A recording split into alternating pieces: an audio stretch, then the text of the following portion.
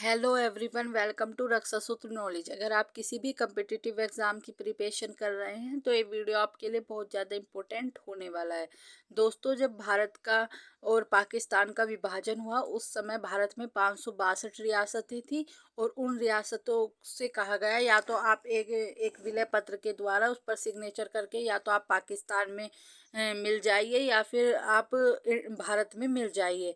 उन्हें एक विलय पत्र दिया जाता था जिस पर रियासत का जो राजा हुआ करता था वो उस पर विलय पत्र पर सिग्नेचर करके और या तो पाकिस्तान में करता था तो पाकिस्तान में मिल जाता था, भारत के लिए करता था तो भारत पर मिल जाता था। तो ये प्रोसेस था। अब देखते हैं हम, रियासतों से क्वेश्चन काफ़ी पूछे जाते हैं। रियासती मंत्रालय का जो अध्यक्ष था वो किसको बनाया गया था? इन्हें सरदार वल्लभ भाई पटेल जी को रियासती मंत्रालयों का अध्यक्ष बनाया गया था। भारत में की जो भी रियासतें हैं उनके पास विलय पत्र ले जाओ, जो भारत में मिलना चाहते हैं उस पर सिग्नेचर कराकर उसका विलय भारत में कर दिया जाता था। ये प्रोसेस था। नेक्स्ट देखते हैं, केवल 3 ऐसी रियासत थी जिसने भारत या पाकिस्तान तीनों में से किसी में भी मिलने से इनकार कर दिया था या विलय पत्र पर सिग्नेचर नहीं किए थे। उनमें कौन कौन सी रियासत थी? एक थी जूनागढ़, हैदराबाद और जम्मू कश्मीर।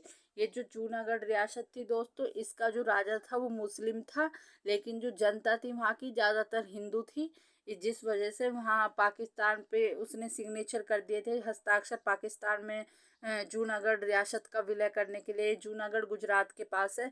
तो वहाँ की जनता ने क्या किया था? विद्रोह कर दिया था कि हमें तो भारत में मिलना रहना है, भारत में मिल रहना है। तो जनमत संग्रह के आधार पर उसको भारत में मिलाया गया था, जूनागढ़ रियासत को। मोस्ट इम्पोर्टेंट है क्योंकि वहाँ की जनता ने वहाँ पर जो आंदोलन कर दिया था कि हमें तो भारत में रहना है, और जबकि यहाँ का जो जूनागढ़ का राजा था वो पाकिस्तान में मिलना चाहता था। नेक्स्ट देखते हैं, हैदराबाद रियासत।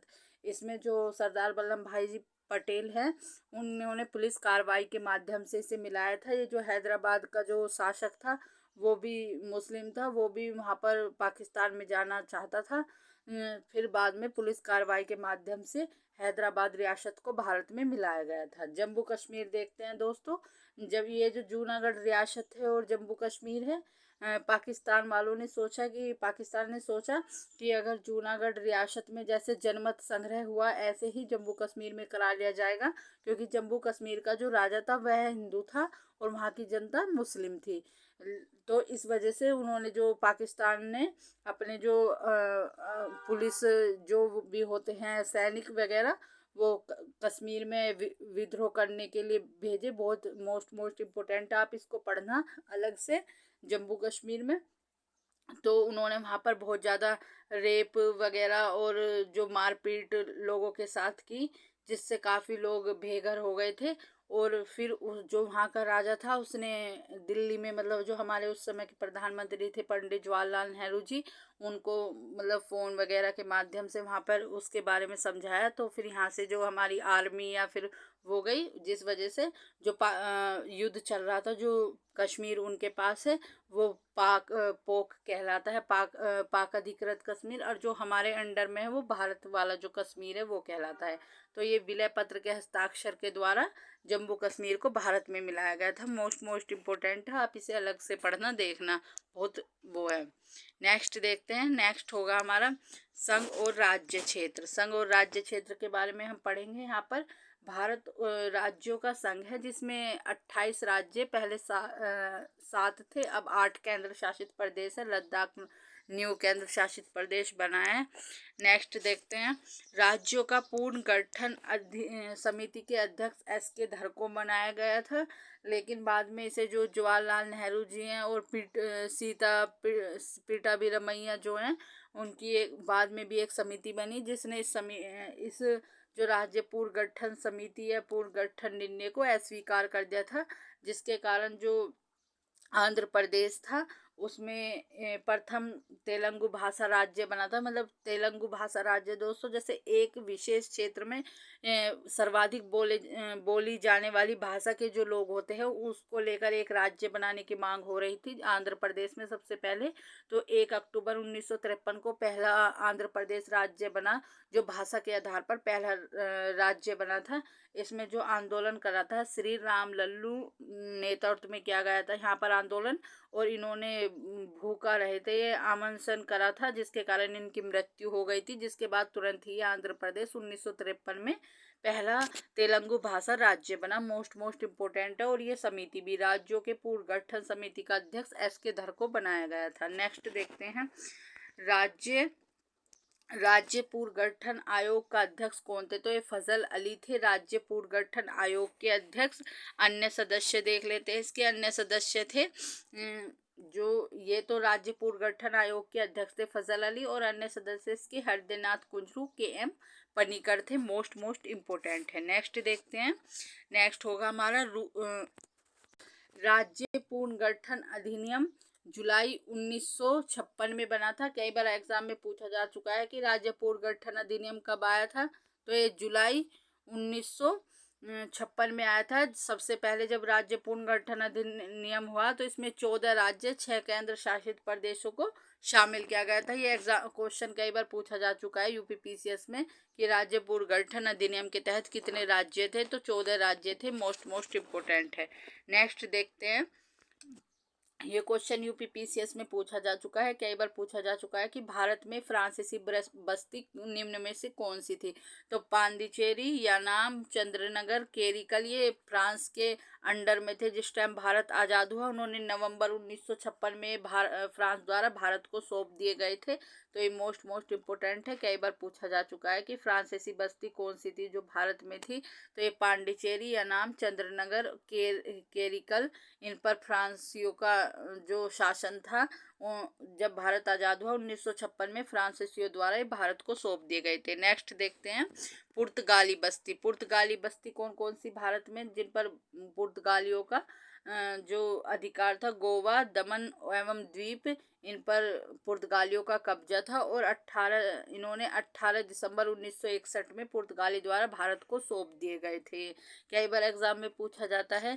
दोस्तों हमेशा याद रखना कि पुर्तगाली भारत में सबसे पहले आए थे और सबसे बाद में गए थे। पुर्तगाली सबसे पहले आए थे 1498 में पहले को आया था पुर्तगाली वास्को डिगामा, और सबसे बाद में गए थे ये 1961 में। जितने भी यूरोपीय आए थे भारत में उनमें सबसे बाद में गए थे भारत से पुर्तगाली। और इनके अंडर में कौन से थे जब भारत आज़ाद हुआ तो गोवा, दमन द्वीप इनके अंडर में थे पुर्तगालियों के।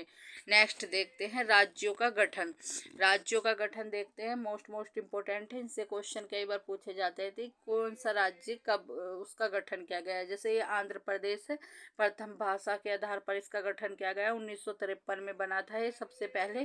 फिर महाराष्ट्र, गुजरात थे। महाराष्ट्र, गुजरात पहले दोस्तों एक थे, फिर 1960 में इनका विभाजन करके 2 राज्य, अलग अलग राज्य बना दिए गए। नेक्स्ट देखते हैं, नागालैंड 1963 में इसका गठन हुआ। कई बार एग्जाम में पूछा जा चुका है। हरियाणा 1966 में बना। नेक्स्ट देखते हैं, हिमाचल प्रदेश 1971 में बना। मेघालय, मणिपुर, त्रिपुरा ये तीनों 1972 में बने थे। मोस्ट इम्पोर्टेंट है, अच्छे से याद कर लेना। सिक्किम 1975 में, कई बार एग्जाम में पूछा जा चुका है सिक्किम। मिजोरम, अरुणाचल प्रदेश, गोवा 1987, ये भी एग्जाम में पूछा जा चुका है। मोस्ट इम्पोर्टेंट है। छत्तीसगढ़, उत्तराखंड, झारखंड इनका गठन 2000 में हुआ था। दोस्तों कई बार पूछा जा चुका है कि पहले उत्तराखंड और उत्तर प्रदेश एक था, तो उत्तर प्रदेश में से उत्तराखंड को अलग विभाजन किया गया था। तो ये 2000 में किया गया था। मोस्ट इम्पोर्टेंट है। कई बार क्रम से भी आ जाते हैं। तो सबसे पहले जो राज्य बना वो छत्तीसगढ़ बना, फिर उत्तराखंड, फिर झारखंड। मोस्ट इम्पोर्टेंट है। नेक्स्ट देखते हैं, क्षेत्रीय परिषद भारत में 5 क्षेत्रीय परिषद है दोस्तों, जिनका गठन किसके द्वारा किया जाता है? राष्ट्रपति द्वारा किया जाता है। कई बार एग्जाम में पूछा जा चुका है कि क्षेत्रीय परिषद का गठन किसके द्वारा किया जाता है? राष्ट्रपति द्वारा किया जाता है। और जो क्षेत्रीय परिषद के अध्यक्ष होते हैं दोस्तों वो राष्ट्रपति या फिर जो गृह मंत्रालय होते हैं, केंद्रीय गृह मंत्रालय, उनके द्वारा मनोनीत कोई भी व्यक्ति को क्षेत्रीय परिषद का अध्यक्ष बनाया जाता है। मोस्ट इम्पोर्टेंट है। नेक्स्ट देखते हैं, भारतीय संविधान के प्रमुख भाग। जो भारतीय संविधान के प्रमुख भाग हैं उन्हें देख लेते हैं। भाग 1 में जो संघ और राज्य क्षेत्र है वो अनुच्छेद 1 से 4 तक जो अनुच्छेद होंगे उसमें संघ और राज्य क्षेत्र का वर्णन किया जाएगा। नेक्स्ट देखते हैं, भाग 2 नागरिकता। मोस्ट इम्पोर्टेंट है।